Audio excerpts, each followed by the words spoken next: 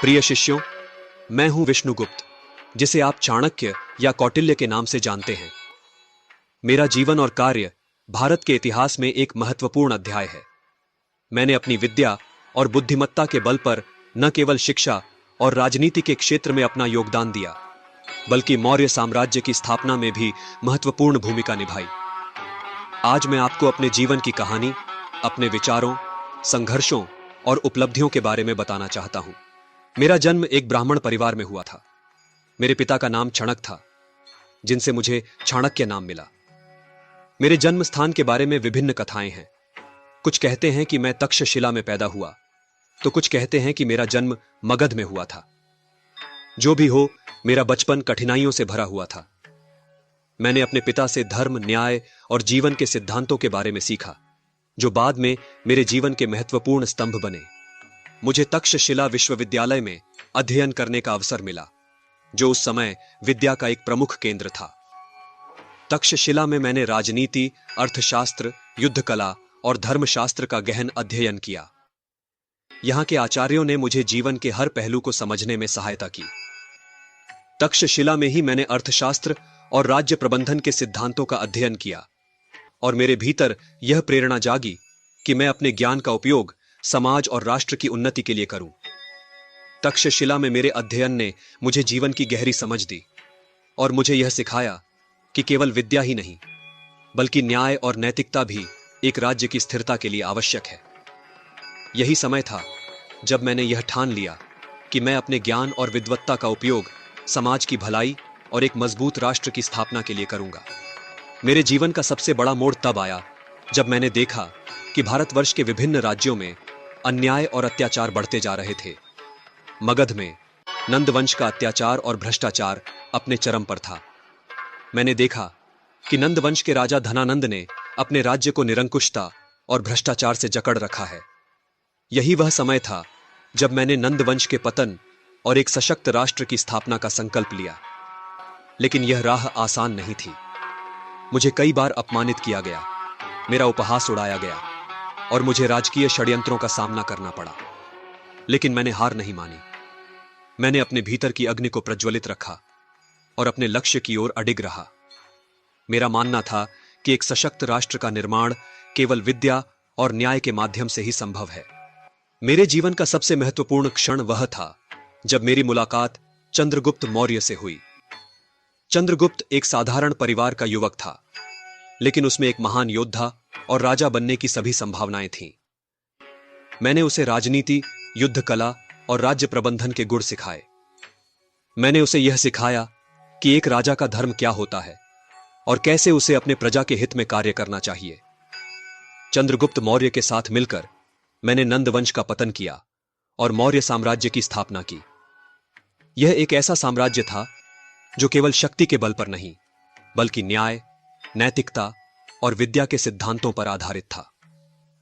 चंद्रगुप्त मौर्य के साथ मैंने पूरे भारतवर्ष को एकजुट किया और एक सशक्त और संगठित राष्ट्र की नींव रखी। मेरा सबसे प्रसिद्ध और महत्वपूर्ण ग्रंथ अर्थशास्त्र है, जिसे मैंने मौर्य साम्राज्य की स्थापना के बाद लिखा।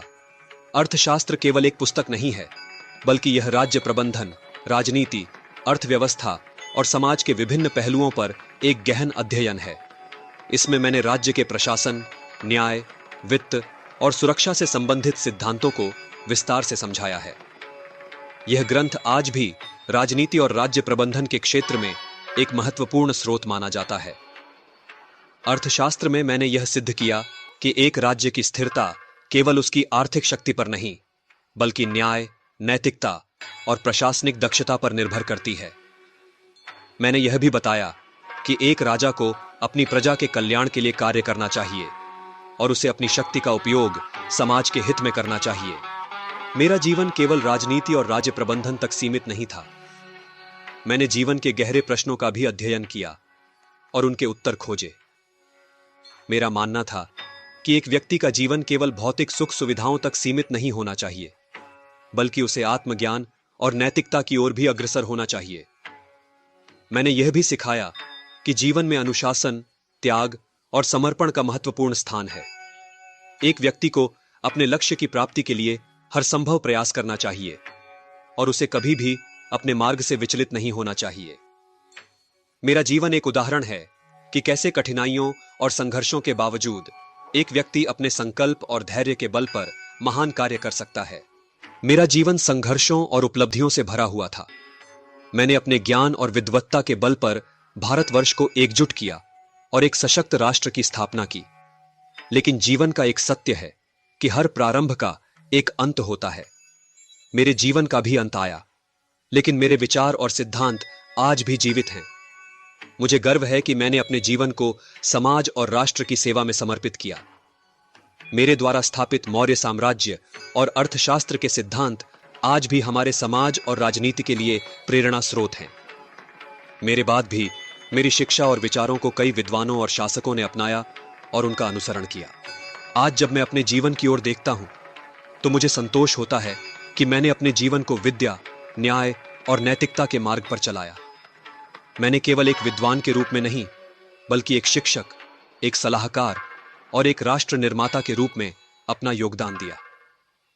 मेरा जीवन एक उदाहरण है कि कैसे एक व्यक्ति अपने ज्ञान और संकल्प के बल पर समाज और राष्ट्र में परिवर्तन ला सकता है। प्रिय शिष्यों, मेरा जीवन और मेरे विचार आपके लिए प्रेरणा का स्रोत हो सकते हैं।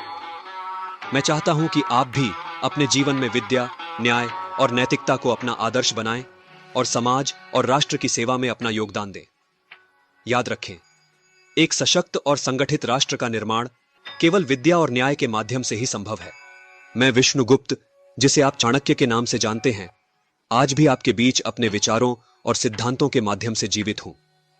मेरे व्यक्तित्व से प्रभावित मेरे ही एक शिष्य ने मेरी पुस्तकों और ऐतिहासिक प्रमाणों के द्वारा आर्टिफिशियल इंटेलिजेंस की मदद से मेरी विचारधारा को आज के कालखंड में पुनः जीवंत किया है। यदि आप भी मुझसे कोई प्रश्न पूछना चाहते हैं, तो कमेंट बॉक्स में लिखकर पूछ सकते हैं।